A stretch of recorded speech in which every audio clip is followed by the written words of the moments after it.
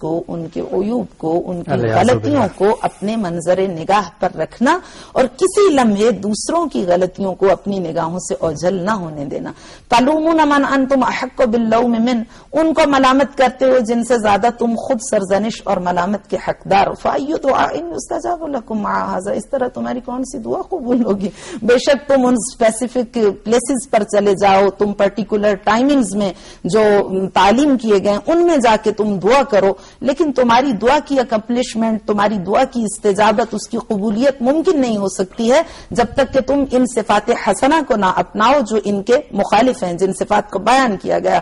تو فرمایا کہ فاتقوا اللہ، اللہ کا تقوی اختیار کرو، وَأَصْلِحُوا أَعْمَالَكُمْ، اپنے اعمال کی اصلاح کرو، وَأَخْلِصُوا سَرَائِرَكُمْ، اپنے ہڈن کی، اپنے باطن کی اس کو اخلاص نیت سے، اخلصوا سرائرکم، اپنے باطن کو، اپنی نیت کو اخلاص اور خلوص عطا کرو. وَأْمُرُوا بِالْمَعْرُوفِ، لوگوں کو نیکی کا حکم دو. وَانْهَوْا عَنِ الْمُنْكَرِ، برائی سے روکو، مگر سب سے پہلے اصلحوا اعمالکم، جب تم اصلاح کے عمل سے گزر چکو. وَأَخْلِصُوا سَرَائِرَكُمْ، جب تمہاری نیتیں پاک و پاکیزہ ہو جائیں پھر معاشرے کی اصلاح کے لیے قدم آگے بڑھاؤ. فَيَسْتَجِيبُ لَكُمْ دُعَاؤُكُمْ، تمہاری دعا قبول ہو جائے گی. ہمیں آپ تفصیلی جواب دیا، بہت خوبصورت جواب لگا.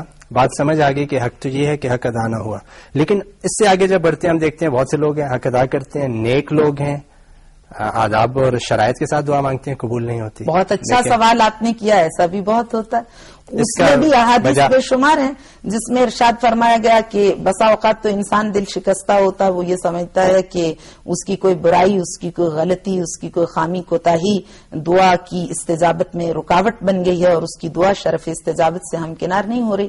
مگر ایسی بات نہیں ہوتی. جو افراد واقعاً پریکٹسنگ ہوتے ہیں، واقعاً مطیع و فرمانبردار ہوتے ہیں، مطیع امر مولا ہوتے ہیں، امتثال امر الہی کرتے ہیں، ان کی دعا جب شرف استجابت سے ہمکنار نہیں ہوتی تو اس میں ایک مصلحت اور حکمت ہے. امیر المومنین کا فرمان ہے جس میں انہوں نے فرمایا کہ خدایا میں بہت خوش ہوتا ہوں جب میری دعا قبول ہوتی ہے، اور اس سے زیادہ خوش ہوتا ہوں جب قبول نہیں ہوتی، اس لیے کہ مجھے یہ اطمینان ہوتا ہے کہ اب میں اپنی مصلحت سے بے خبر ہوں اور تو باخبر ہے، تو خبیر ہے، تو آگاہ ہے، تو نے اپنی مرضی سے میرا فیصلہ کیا، تو وہ کچھ دیکھ رہا ہے جو میں نہیں دیکھ رہا.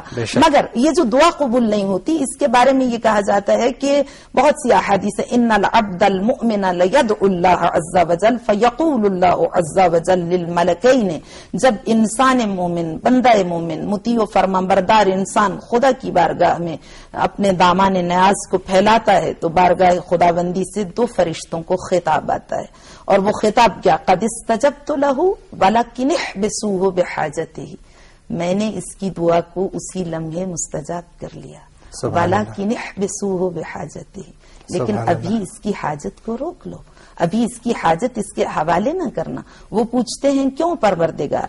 خطاب آتا شوقا الی صوتہ و دعائہ، سبحان اللہ، انی احب ان اسمع صوتہ و دعاءہ، مجھے بہت پسند ہے، مجھے بہت اچھا لگتا ہے کہ یہ دعا کرتا رہے اور میں اس کی آواز کو سنتا رہوں، مجھے اس کی آواز سے محبت ہے.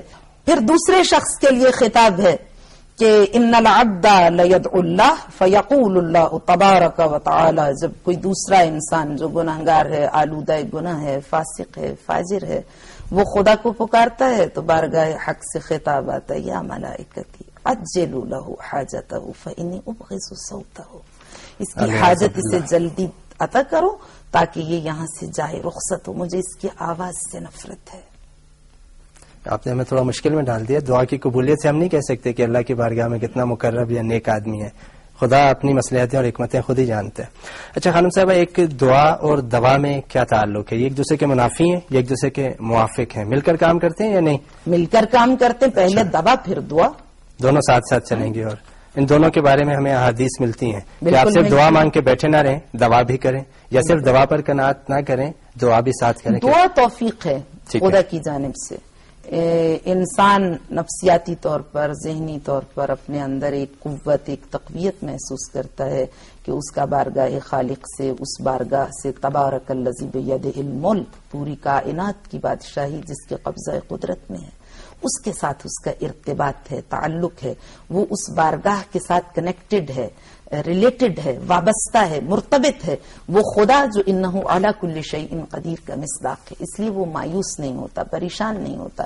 مگر جو دوا ہے, ظاہری اسباب ہیں, وہ بھی لازم ہیں. اور یہ بھی احادیث میں بھی ہے, یہ چیز بھی احادیث میں کہ ہاتھ پہ ہاتھ دھر کے بیٹھ نہ جاؤ, بلکہ تم خود کام کرو. جب تم حرکت کرو گے خدا کی جانب سے برکت آئے. حرکت میں برکت ہے.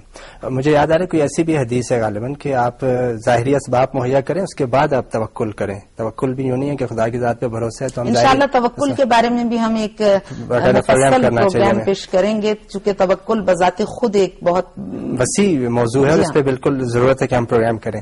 اچھا خانم صاحب, ہماری ٹیم کی طرف سے ایک سوال ہے. ہمارے ایک دوست نے کیا, کہتے ہیں کہ میرے والدین بچھڑ گئے ہیں.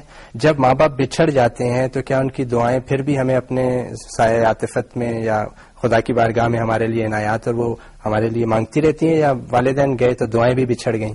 دیکھیے یہ بھی ایک بہت وسیع موضوع ہے, انشاءاللہ اس پر بھی کبھی بات ہوگی, مگر آج اختصار کے ساتھ ایک اجمالی سا جواب میں آپ کو دیتی ہوں کہ مرحومین کے بارے میں یہ ہے, والدین ہوں جو بھی آپ کے مرحومین ہیں, کہ جب وہ خدا کی بارگاہ میں چلے جاتے ہیں تو ان کی روحیں پلٹ کے آتی ہیں اور ان کا ایک تعلق رہتا ہے اپنے پسماندگان کے ساتھ. مگر اگر وہ دنیا میں اہل گناہ بھی تھے, جب وہ دنیا سے رخصت ہو گئے اور انہوں نے حقائق کا مشاہدہ کر لیا, تو اب جب وہ اپنے عزیز و اقربا کو دیکھتے ہیں تو جس وقت وہ آلودہ گناہ ہوتے ہیں, گناہ میں ملوث ہوتے ہیں, تو اس وقت وہ عزیز و اقربا جو دنیا سے رخصت ہو چکے ہیں وہ ان کے لیے دعائے خیر نہیں کرتے اور وہ بہت زیادہ کبیدہ خاطر ہوتے ہیں.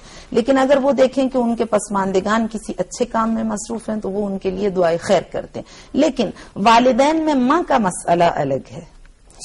ماں کے بارے میں تو احادیث موجود ہیں کہ اگر ماں دنیا سے رخصت بھی ہو جائے, جناب موسیٰ علیہ السلام کے لیے حدیث ہے کہ جب جناب موسیٰ کی والدہ کا انتقال ہوا تو بارگاہ خداوندی سے خطاب آیا, موسیٰ اب سنبھل کے چلنا, تمہاری ماں رخصت ہو چکی ہے. ماں کی دعا بہت زیادہ اہمیت رکھتی. یہاں تک احادیث میں کہا گیا کہ اگر تمہاری کوئی دعا قبول نہ ہو رہی ہو تو جاؤ اپنی ماں کی قبر پہ جا کے دعا کرو, تمہاری ماں قبر سے آمین کہے گی تو اس کی دعا تمہارے حق میں مستجاب ہو جائے گی.